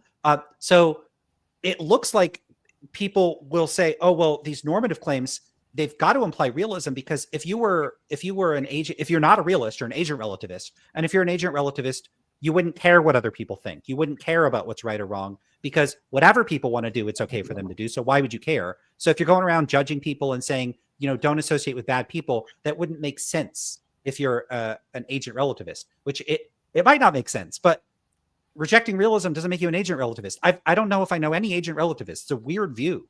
So yeah. Do you have, this is just me saying, here's what I see there. I don't know if you have seen something similar. Yeah. No, so much of this is based on like just simple false dichotomies. And it's amazing to me how sort of widespread they are. Like, I mean, I get if I'm arguing with like a bot on like one of William Lane Craig's or Frank Turek's posts where, I thought they gave like a lame presentation of the moral argument or whatever. And, I stupidly decided to get involved. And like one of their bots gets in there. It's always this simplistic distinction between moral realism and like the worst sort of like most simplistic relativism. And there's no understanding that there's so many options sort of between those two. But like, no, it's got to either be moral realism or it's just agent relativism. And this is really unfortunately reinforced sort of in the Christian apologetics literature. As probably someone who's read more Christian apologetics literature than most people on the planet, almost every single work on like sort of that deals with the moral argument, unless it's like something from like like Oxford University Press or something by somebody who like really knows what they're talking about, like a really top-rate Christian philosopher, by far most of it enforces this simplistic binary between objective morality and subjective morality. And I really don't like that distinction, because it's not a helpful way of distinguishing between the different positions there. What about people who just don't think, that there is such a thing, right? Like as morality. What about people who maybe aren't subjectivists, right? But hold to some other anti-realist theory. It's either objective morality or subjective morality, and those are the only two options. It's a really unhelpful way to think about it. And it's constantly reinforced sort of in the Christian apologetics literature. And it's something I tried to push back on in my own video on it. And just even in general, when I'm engaging with people online who like start using objective morality, I'll like just try to switch it to moral realism, because it's a much clearer term, it's a more standard term, and it doesn't like reinforce the false binary between objective and subjective morality. Yeah, I agree with that. And it's one reason I stopped using the term objective. Another is because objective is this highly polysemous term that has lots of non-technical uses in ordinary language. So like, for instance, if you ask people, and I know this because I've done this in my research, hey, what does it mean to say morality is objective? one of the things people will say is, oh, well, it means that you make moral judgments from a perspective that's unbiased or without prejudice. That's a perfectly good answer to that question, because that is an ordinary use of objective. Like, hey, I want the judge presiding over my case to be objective. That means without bias or prejudice towards one side over another. That is an ordinary use of it. One of the things I emphasize with a lot of the confusion about metaethics is that a lot of the terminology, philosophers and lay people alike discussing these topics vacillate or slide between the technical uses, which have specific applications and have specific meanings, and non-technical uses. And often that's lost in the discussion, and that really trips people up. And so objective is another one of these terms where we use technical terms like stance independent for a reason. It's not part of ordinary language. And so there couldn't be plausibly an ordinary language misunderstanding of that. Nevertheless, there is. I mean, this is one reason people moved away from mind independent, is that people would make the mistake of saying something like, oh, well, like whether something makes someone happy or not depends, like you have to have a mind. And so if you think happiness is good, then it's mind dependent and you can't be a realist. That's not true. Utilitarians could be moral realists. The relation there is like what serves as a truth maker for the propositional claims, reflecting the first order moral judgments within within the normative moral framework. It has nothing to do with whether there's like a metaphysical dependency relation where you need to have a brain in order to be happy. That's not what it's about. But people mix that up all the time, and it's super frustrating. So we moved away from some of that mixed up terminology. But nevertheless, I do see people pushing this a lot. And it looks to me like Christians are shooting themselves in the foot when they do this, because it really does undermine the credibility of Christian apologetics and Christian philosophy when they just don't do a good job of engaging. That freezing is driving me nuts. They just don't do a good job of engaging in the meta-ethical space with the actual positions on the table. So, if Christians want to argue with all the anti-realists, and there's like non-cognitivists over here and error theorists over here, and they're like, you're a bunch of subjectivists. They're just going to be like, no, we're not though. And you're mischaracterizing our views, and that's not what we think. Can you please actually tell us what's wrong with our views if you disagree with us? And that's not helping. Like, I'm not here to like be a consultant for how Christian apologists can do their jobs better, but like, you got to accurately represent opposition. You can't just caricature it, and yet they continue to do this, and to me, I find it really frustrating. Yeah, and this is one of the central things on my own YouTube channel, like where I have specifically like gone after other Christian apologists who I think are like, they're not helping us because they are thinking in these simplistic binaries. They're reinforcing false narratives. They're talking about things where they have no idea what they're talking about. They have no expertise in it, and they're like botching things like basic definitions. And I get a lot of hate like from my own side for doing this, but honestly, like this is just, it shouldn't be a problem to say like look, we need to do better. Like if we want to give like an intelligent and like erudite defense of the faith, we're not helping ourselves if like we're just demonstrating right out of the gate we have no idea what we're talking about. Like, if you're going to try to make a moral argument, you have to know something about ethics. Like, that's the field that you're entering. But like, no, like you heard like Frank Turek or William Lane Craig like give a speech, you read one book on it, and now like you think you're an expert in metaethics, and like, sorry, you're not.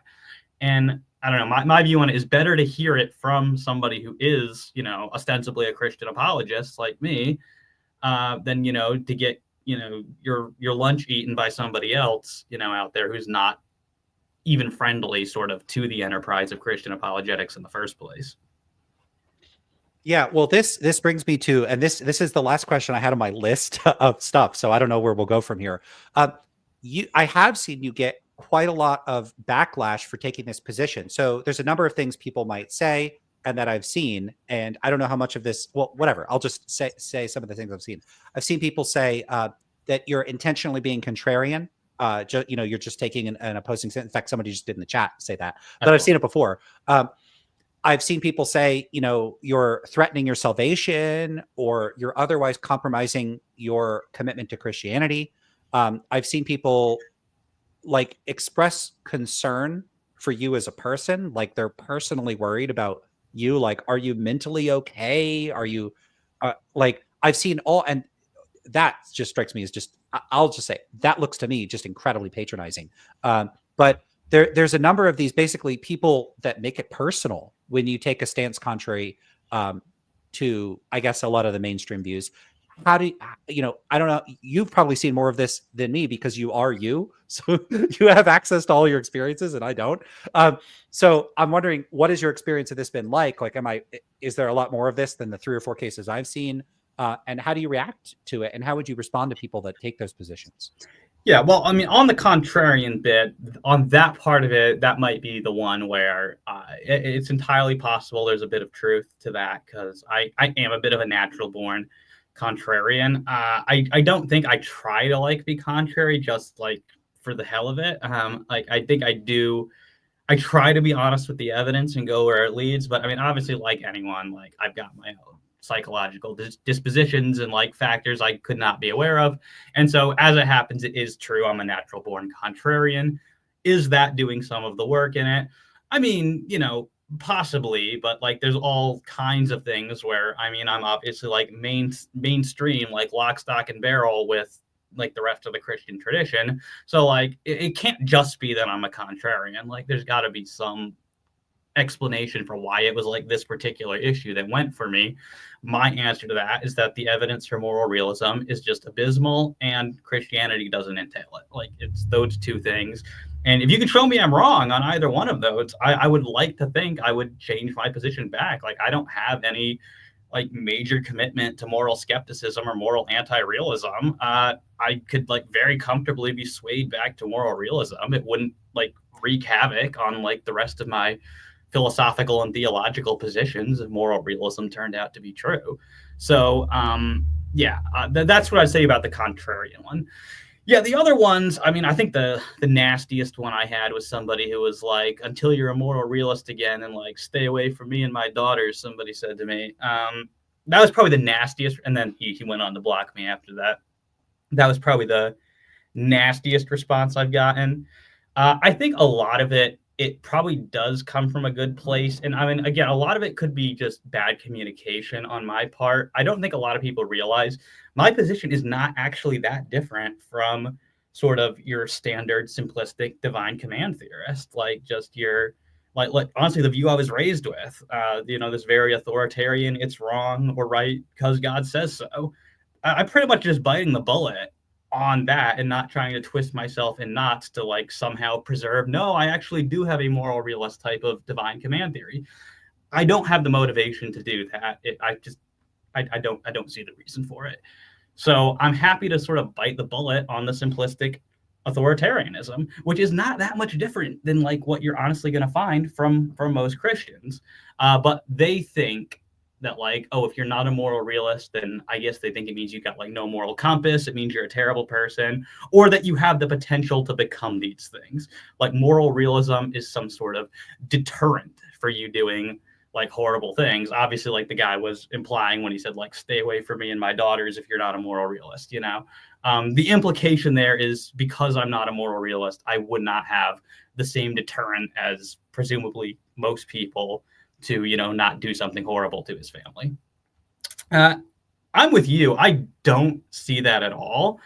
I'm like very persuaded by sort of these sorts of hypothetical thought experiments of like, what if it turned out that like moral realism was true, but all the things that like in common society are just sort of taken to be wrong, right? Like, killing people and like torturing babies for fun and all the typical examples that people want to throw at us. What if it turned out that those things were morally obligatory, right? Like, what if we're supposed to be like torturing infants for fun and like you actually have an obligation to do that? Would you care? Would you give a damn? Like, I wouldn't. I would be no more motivated to torture an infant if I found out that was morally obligatory than I am right now. So these sorts of arguments have like pretty well persuaded me that moral realism, even if true, it just doesn't provide any motivational factors for me to behave in accordance with it. I fundamentally don't care if there's some stance independent, obligation out there for me to go torture people. I don't care. I don't want to torture them. So yeah, moral realism for that reason almost just seems kind of irrelevant to me. But I think that is kind of what's doing a lot of the work in the phenomenon you're seeing of people, expressing worry about me. Some of it probably is just being patronizing, being assholes. I mean, people. Sorry, I don't know if I'm supposed to curse on your channel or not. That's fine. But okay. There, some of it I do think comes from that. It's just people being patronizing. But I think probably most of it, the single reason is that people think if you're not a moral realist, then you don't have any deterrence to do horrible things. Yeah, I find that very strange. And there's a reverse version of this. There's not just the what if the stance independent moral facts obligated you to torture babies, which in that case I'd be like, well, so much for the stance independent moral facts. I'm not interested. There's also the reverse I've posed to realists, which is, okay, suppose you were convinced that moral anti-realism is true. Are you now going to go out and torture people? Are you going to go out and do like steal? Hopefully the answer is no, I wouldn't do those things because I don't want to. You know, people will criticize the anti-realist view by saying, you're one preference or attitude away from torture and genocide and all the worst things, because all you'd have to do is want to do them and then you would go do them. Okay, well, even if that were true, realists are one belief away from doing these things if they blindly conform to whatever they believe the stance independent moral facts demand of them. Now, which of the two is the more stable? Our preferences and values or our beliefs? I actually suspect my values are more stable than my beliefs. My beliefs change all the time. My values really don't. They might be able to change. They might be subject to a certain degree of voluntary control. I think probably all of this is to some extent. I don't think that we're just like rigidly locked into thinking whatever we think and it's fatalistic. I don't think that, and I don't think you do either. But there's like, that's an open question. Like, which of the two is more volatile? Which of the two in practice is the more dangerous? And for whatever reason, moral realists seem to think you get a free pass. If you endorse moral realism, you're safe to be around. But if you're an anti-realist, watch out. You might, steal someone's wallet when they're not looking. Is there any reason to think that that's true? Because I don't know of any. I don't steal wallets because I don't want to. So like, that's a pretty damn good reason to think I'm not going to steal your wallet. I actually don't want to. Yeah. I think that's actually a good point. I hadn't thought about reversing it like that, but you're right. You can absolutely make the argument in that direction as well. Yeah, and it's not at all clear how realists construe the connection between moral facts and motivation. A lot of them are just going to be externalists anyway. So I don't even know on their own view if they think the moral facts are supposed to do anything. So like if they render them superfluous, like of their own, why would they be so committed to thinking that there's some terrible, you're like a bad person if you don't endorse? There's something profoundly strange about it. So like, if you look at two people's psychological profiles and you know everything about their like emotional profile and their attitudes and their values, and they're identical, like they're compassionate, kind, generous, loving, friendly people that want to help others. And then you just change their like metaphysical views about like whether moral claims are made true by stances or not. Somehow that's relevant to your assessment of their character. That seems really weird to me. It's like thinking someone's evil because they endorse like the wrong view of like the theory, like, oh, you endorse a theory of time, you're evil. It just strikes me as very strange. Yeah, I agree with that. And what's kind of interesting here is the phenomenon of sort of how different sort of moral realists sometimes act versus how they argue. Like what you're pointing out there is like a lot of them seem to act like it's the sort of be all end all thing, whether you're a moral realist or not. Or you've been mentioning like Parfit's argument before about how like, well, you've got no meaning in your life or whatever. But then like when you read people like Terence Cuneo, however you say it, his like partners in or companions in guilt argument, it's so like he's trying to like take such great pains to like minimize the thesis of moral realism and like make it as like minimal and inobtrusive as possible. To like be like, well, there's at least like one epistemic fact or something like that, so there's like at least one moral fact. It's kind of interesting how like the significance of these moral realist arguments, even if they work, would not get you to anything like this sort of grandiose, all-important thing that moral realists tend to act like moral realism is.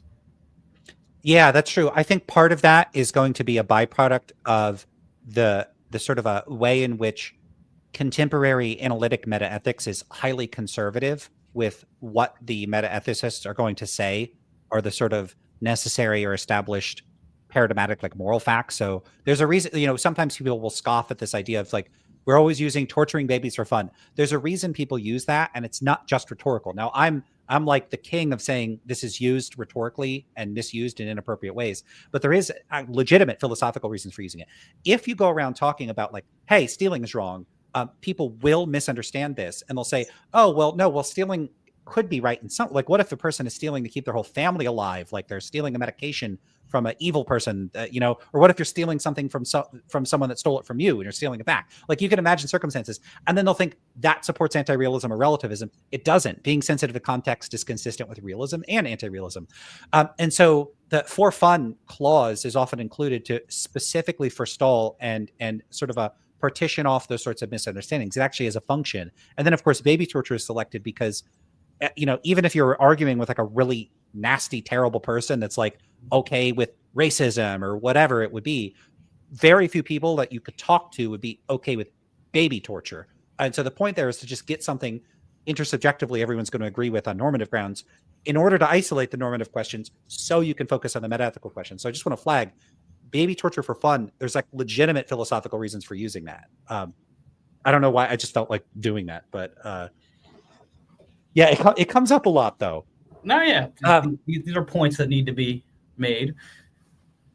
All right. So that's it for my questions. I didn't see a lot of people directing questions towards you in the chat. I don't know if there's, because you had addressed one earlier. Did you see any that you wanted to address? Well, I highlighted that one because I thought that was an important clarification, but I haven't been paying tons of attention to the chat. I see the Holy Pope of YouTube has said that I've lost my salvation here, so that's. I think he's joking. He is. He said he was. So you have this one from Grant Miller that might be of interest. Do Christian moral realists think they have some sort of direct access to the moral facts? Would you answer that? I mean, obviously, it's going to depend on the particular Christian moral realist, right? Generally, at least like the more philosophically informed ones are going to appeal to the same sorts of reasons that just your typical moral realist is. I'm thinking here specifically of C. Stephen Evans' book, God and Moral Obligation. The last chapter of that book, he steps up to bat for moral realism, and I mean it's just standard stuff that you're going to find in Humer, Enoch, Schaeffer-Landau. There's nothing particularly like I've got this direct access to moral facts. Maybe if some of them want to ground our knowledge of it in conscience, but that's pretty similar to what people like Humer are doing with intuitions. Maybe if one wants to argue that like we know it from Scripture, and I don't really know of a whole lot who would argue that that's our source of moral knowledge, but even that's not exactly like direct access because you're sort of getting it from the Bible. So I haven't really come across that a whole lot. Generally, Christians are just very reluctant to actually defend moral realism. The better defenders of moral realism are generally those ones who are actually not Christians. Guys like David Enoch and Russ Schaeffer-Landau do a lot more work to argue for moral realism than actually most of the theists I've read. But yeah, I mean, the answer, I guess, is in my experience, no. I haven't seen a lot of theists claiming to have direct access to moral facts. Yeah, fair enough. I should say, and Derek points this out in the chat. So Terence Cuneo and like some of the other philosophers working in contemporary analytic metaethics are Christians. Often this isn't like super public. I don't know how much it is in his case. I think it is for him. So at least some of them doing this work are. But I guess this is the last thing, because I don't want to just like drag out the conversation. Like, let me come up with more questions because you're here. But there's so many things I could ask you about. I am interested, and I don't know how much you could speak to this, when you were looking at arguments for moral realism from, I guess you could say, like the secular arguments for it, like companions and guilt, deliberative indispensability. What is it that you found unsatisfactory about those? Is that something you could speak to, or do you think that'd be like too big of a digression? No, I mean, I could give brief answers. Obviously, if people want the detailed answer, I'd just refer them again to my video on why I don't use the moral argument. I'll put links in the chat so they could go check that out. Okay, yeah, it's like a 40-minute segment where I kind of discuss arguments for moral realism. Because unlike you, like that's actually not my primary objection to moral arguments for theism. I think they fail for completely independent reasons, but I think that's a significant weakness in them, and it's also just a sorely underdefended one among Christian apologists. Christian apologists are the worst about defending moral realism for how heavily like they depend on it for the moral argument. That's one reason I was really highlighted to motivate it in the video.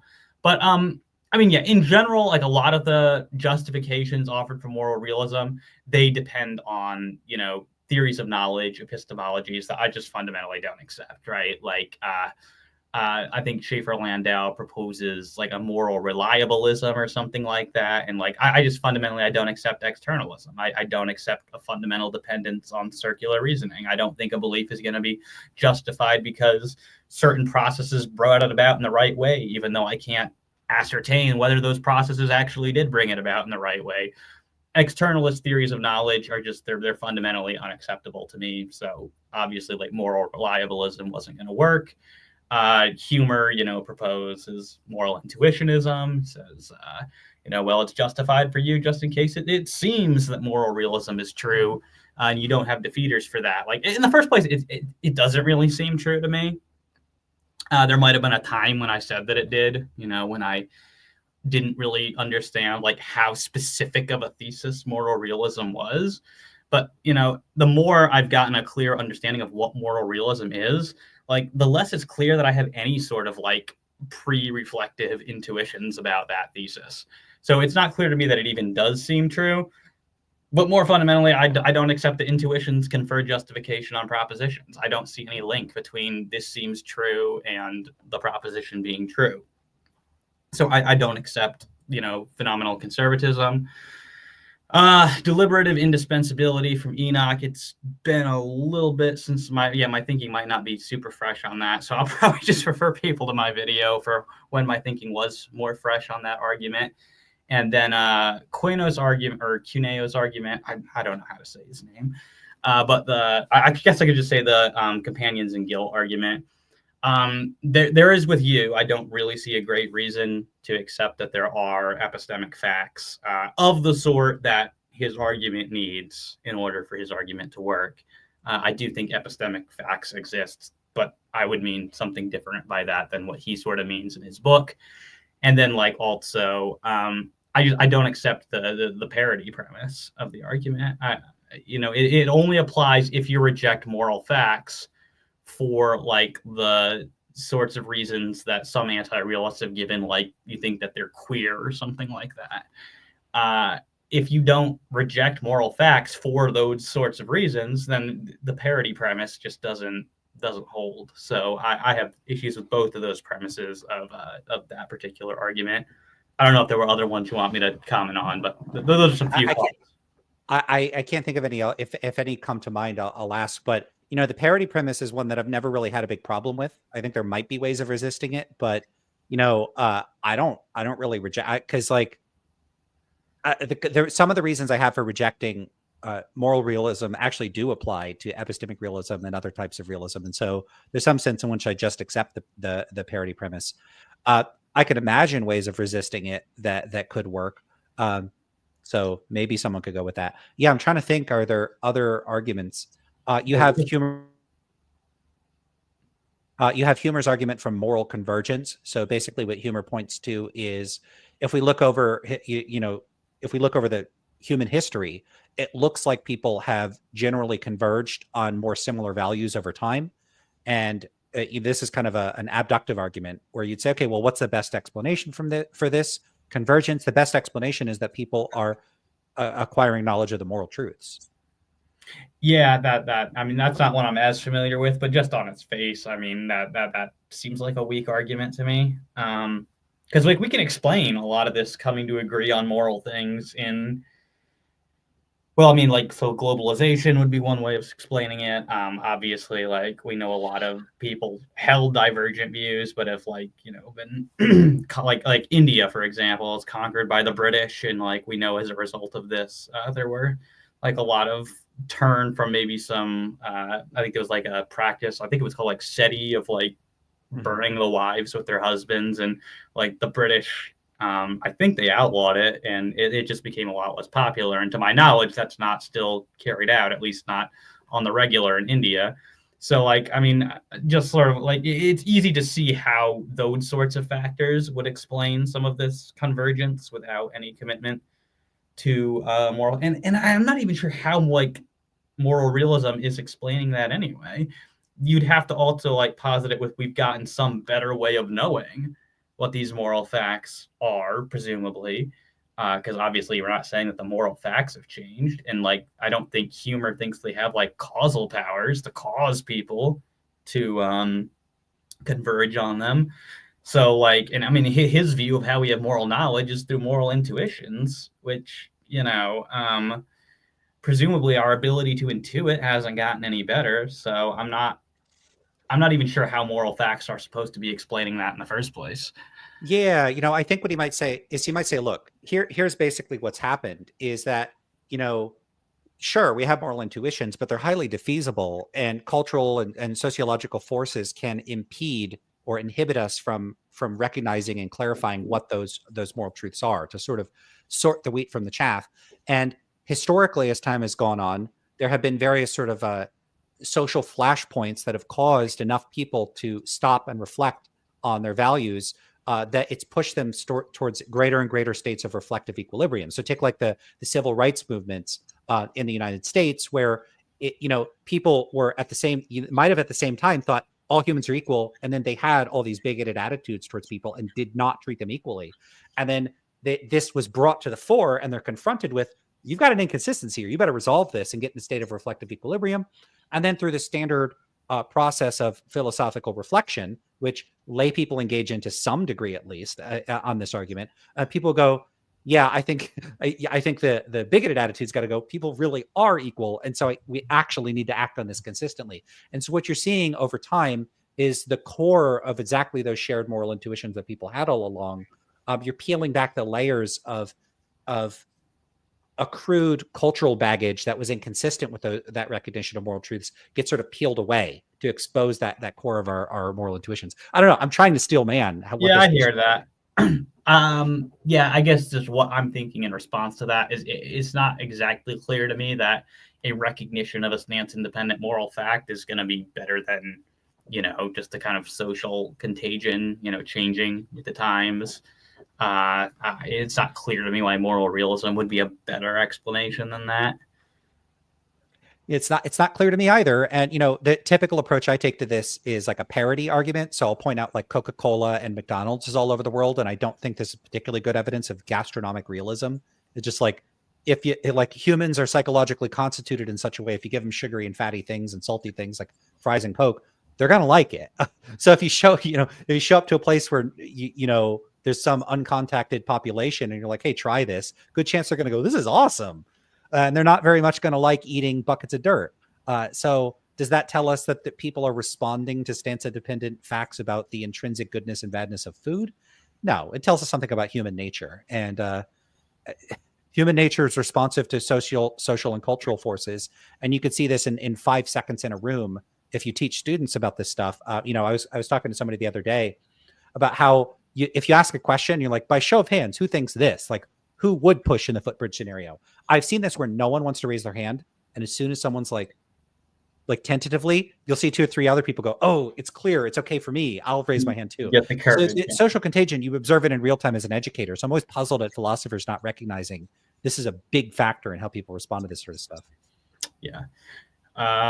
We got one person saying gastronomic realism is a great argument against moral realism.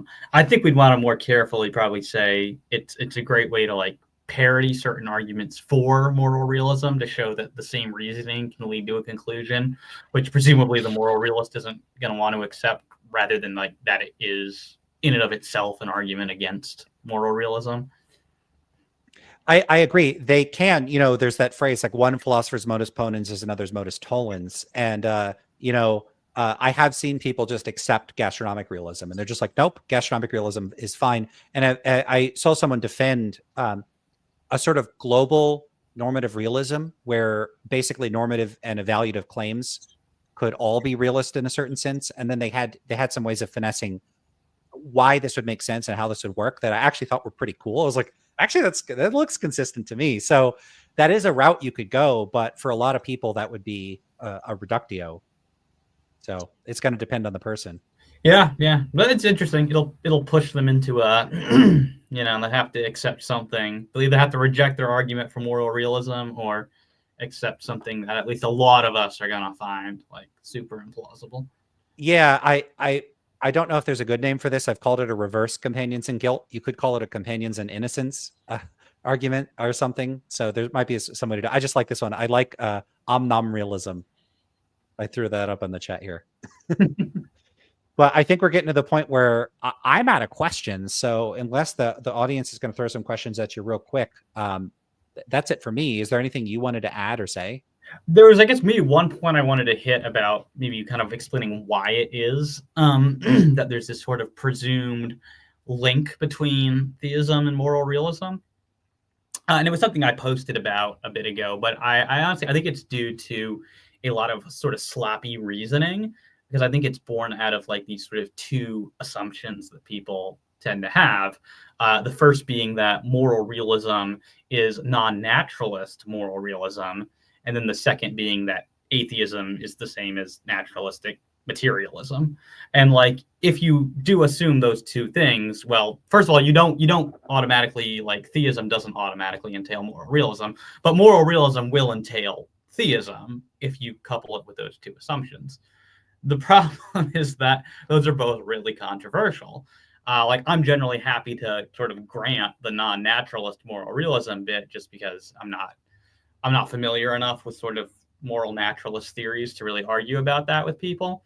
But like, one thing I really will push back against is this sort of facile idea that like the atheists have to be these sort of naturalistic materialists, and they just don't, like, and many of them aren't. And so it's a sort of like popular Richard Dawkins-ish atheism that people want to argue against, that it's just like this simplistic materialism. And sure, like the response is, well, that's what most atheists believe. I don't even know if that's true. Let's say it is. So what? You still have logical space there, a lot of logical space between naturalistic materialism and theism, and just entirely too many arguments for theism are like, I'm going to show you that naturalistic materialism's false. I'm going to show you that something non-material exists. And just my question there is always like, okay, but then you need to like bridge the gap from that to God exists. Otherwise, it's not an argument for theism. That's one of my big talking points when I'm responding to problems in Christian apologetics, and I think it's relevant to the moral argument. So I just thought maybe that's something to mention here as well. It is, and it's not something, I guess maybe I had asked something similar to this earlier. I don't even remember at this point, but yeah, trying to figure out why these views have become so common, this close grafting of realism and theism, understanding it, and then recognizing that some of it may be rooted in poor framings of the dialectic, like the exchange between Christians and theists and atheists, could help mitigate those misunderstandings. Like, one of these is that like I see this constantly, as someone on the like non-theist side of things, I routinely have people assume that I'm a physicalist or a materialist or a naturalist, and I don't subscribe to any of those. There might be some very, very specific, highly qualified ways of characterizing physicalism and naturalism that I'd be like, fine, I'm one of those. But I would be as stubborn and reluctant to apply those labels to myself as well, not nearly, not quite as much, but in the ballpark of calling myself a realist. Like, there are construals of, I talked with Sam Rosen recently, and if his view is called a type of realism, I'd be like, all right, I guess I'm a realist then. But yeah, I'm thinking, because I know a lot of atheists, and I'm trying to think if any of them would be like, many of them would say, I'm not a naturalist, I'm not a physicalist. But even the ones that would, those positions would be so nuanced that they certainly wouldn't be a kind of like Richard Dawkins, late 2000s. Dancing to your DNA. Yeah, like a new atheist type thing.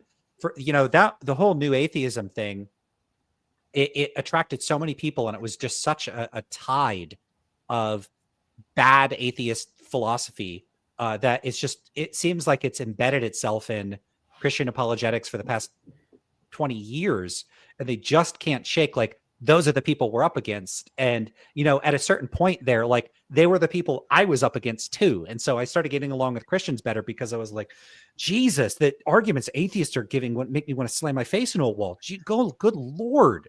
It's gotten to the point where, in my experience, I think on average, if I was looking at Christians arguing and atheists arguing, it's not obvious to me that I would agree more with the atheists that I see arguing. It's no longer obvious to me.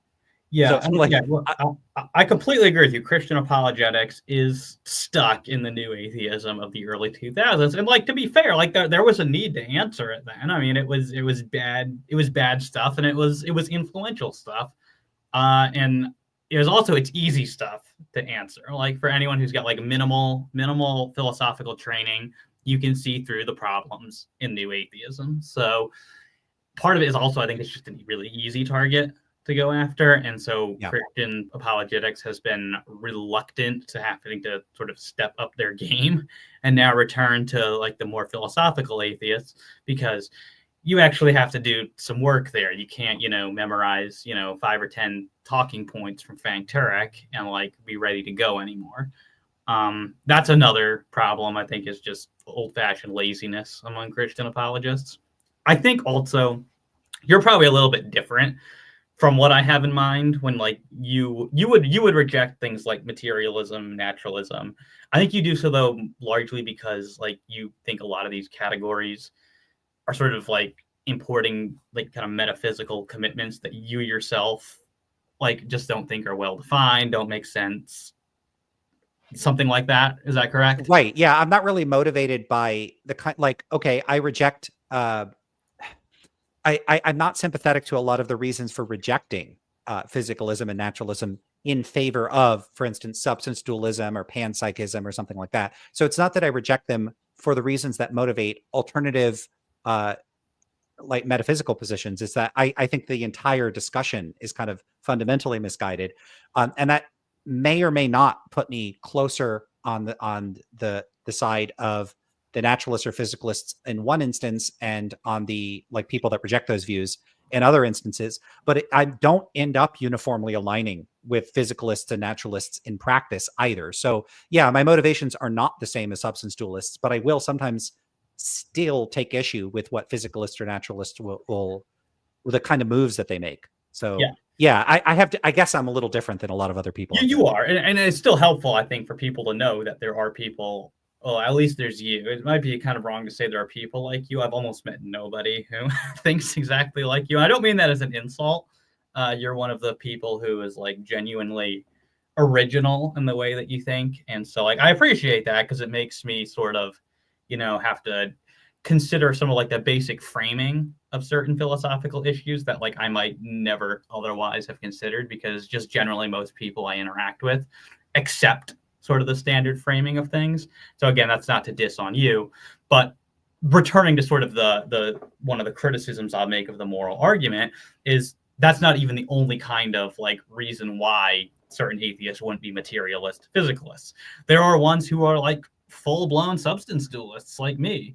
There are ones who are Platonists. There are all kinds of atheists out there who accept all sorts of, immaterialism about the mind, except that there are other sorts of immaterial entities. I guess that's really what I was hitting on when I was saying you can be an atheist without being a physicalist, materialist, naturalist. But you actually present, like, a whole nother way of being a atheist without, being the sort of new atheistic, like, simplistic, physical, scientistic sort of person that I think the apologist is just sort of assuming all atheists are. Yeah. So I am not a paradigmatic atheist in these sort of debate spaces. And I do know atheists that there's panpsychist atheists, there are substance dualist atheists. I know a Pythagorean atheist that thinks everything is a mathematical structure. And has pretty good arguments for this. So, there are a variety of robust, non-naturalist, non-physicalist, metaphysical conceptions that are routinely defended by atheists, both within academic philosophy, where like if, and also I should say the trajectory seems to be that physicalism and like materialist type views look to me like they're on the decline currently. I don't know if that's a good thing or a bad thing, but there is that. So yeah, the space of possible views is pretty broad. Yeah. There, you do have are you okay? I want to wrap this up in about 15 minutes at maximum, just to give us a clear cutoff point. Is that cool? Yeah, fine with me. Cool. Okay. Yeah. Otherwise, I'll just keep talking until the end of the day, and I'll I have other stuff to do. Okay. So we did have this question from Nero. I had a question earlier of what he thought of moral supernaturalism, the facts being based on some supernatural set of facts, perhaps God's psychology or the moral intuitions written on our hearts. Okay. Actually, sorry, can you put the question back up? I was trying to make. No, you're good. I was trying to make sense of it. I mean, so I would think like moral supernaturalism would be. Is that supposed to be the same as like moral non-naturalism? Something that, like, I'm thinking of this as something that contrasts with moral naturalism, but it's not like a term that's actually used in the literature as far as I see moral supernaturalism. So I'll have to say I'm not completely sure what that means. Maybe he's trying to define it in the second part of the comment here. Let's see, it says facts being based on some supernatural set of facts. God's psychology. Well, I mean, so in one sense, like, I do think that divine laws that God issues are based on divine psychology. So if you consider that moral supernaturalism, then fine. Being based on moral intuitions, I'm not sure what that means. Like, moral intuitions are usually posited as a way of how we know moral truths, but they're not like, moral intuitions are not like supposed to be like the metaphysical or ontological grounding of moral truths. So I guess I'm not completely sure on what he's asking there. Yeah, neither am I. And sometimes people will clarify. Yeah, I think he is a little bit over here. He's saying it's not the same as non-naturalism. Yeah, and there's something directed at me. I'll mention. So Reflective Journey says Lance is wrong here. Look at T-Jump and the Dillahunty crowd. I don't know what I'm wrong about. I certainly do think that there's a lot of atheists that continue to advocate for these positions. If anything, one of the comments I'd made is that when I see debates with atheists and Christians, I'm like not uniformly on the side of the atheists. I'm like, I don't even know whose side to take here because I disagree with the atheists. And that's because a lot of them persist in holding what I take to be philosophically dubious and questionable views. So I think that's persisted. I think the landscape is changing, and I think Derek had commented on that. Looks like a joke question for you, so sorry, I'm not going to put that up. Okay, I'm just looking if there's any more questions. So the last one down here from Blamtastic Fall. Which one? If there are no biggest issues for me one? I was saying, it says, if there are no moral facts, do you find Rasmussen's idea of perfection unifying the attributes of omnitheism to ultimately be misguided? So it depends on what you mean by perfection. So what Rasmussen, as I understand him, means by perfections is he means no arbitrary limits. So he is not, as I understand him, thinking of perfection as like being some sort of like stance independent moral property.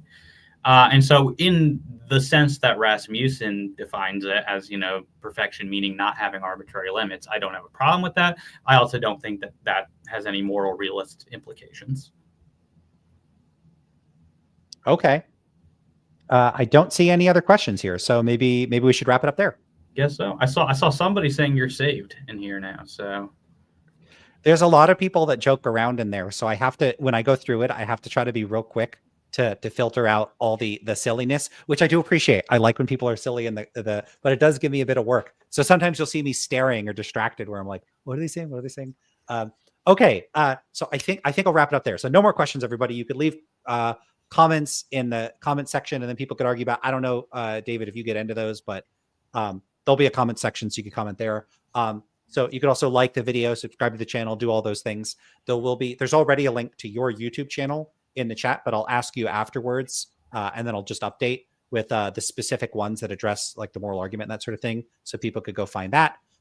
And so that's it for what I have to say. So thanks so much for being here, and I'll leave it to you to say whatever it is you want to say before we head out. Yeah, just say again, thanks for having me on. I'm a long time listener to your content. I've enjoyed it. Sometimes you need to discuss something other than moral realism. It's like you've got interesting ideas on other things too. So as much as I enjoy the stuff on moral realism, diversify a little. But yeah, I did talk to Aaron Rabinowitz about moral luck, so I got that video. okay, we're beginning the diversification. It's very slow. Yeah, I could just say it's a big part of it is because when you do a doctorate, like you just get that topic in your head so much, and it's been like a couple years since then, and slowly the other topics are trickling back in. Like, oh, there is more to life than meta ethics. So, but that process is taking a long time, like 3 years, not 2-3 months. So, Well, as someone who it's like a hasn't done a doctorate, I can't necessarily comment on that. But yeah, no, thanks for having me on. yep. Always enjoy talking with you. It was nice to have a discussion about something we agree on, because I feel like a lot of times Yeah. we're butting heads these days. Yeah, and it's also good to actually talk. One thing that happens when I butt heads with people online is a lot of it seems angry and hostile, and then if you actually were talking with a person, like either in video or even better face to face, a lot of that goes away immediately. I don't know what it is about the internet that makes everyone seems like a jerk to me, and I become more of a jerk. But just in-person interactions, we need more of those. I could be one of the worst offenders here too, because I'm told by multiple people that I kind of write things a lot more like sharply and harshly than I say them in real life. So some of that could be on me too. Yeah, same here. But I get told that I'm this way in person too, so I might Oh, just be out of luck. So I don't know. So, but we'll do our best to bridge these divides. And I don't know who's right or wrong. I mean, I think I'm right about everything, but obviously I can't be right about everything, so I got to be wrong about some stuff. And well, I am obviously right about everything. So. well, the best way for us to find out is to challenge ourselves and talk to people that disagree with us. So this conversation may not have been particularly valuable for either of us, but maybe it's valuable for the people that criticize us. Maybe they'll give them something to think about. All right. So, yeah, thanks again for being here, and take care.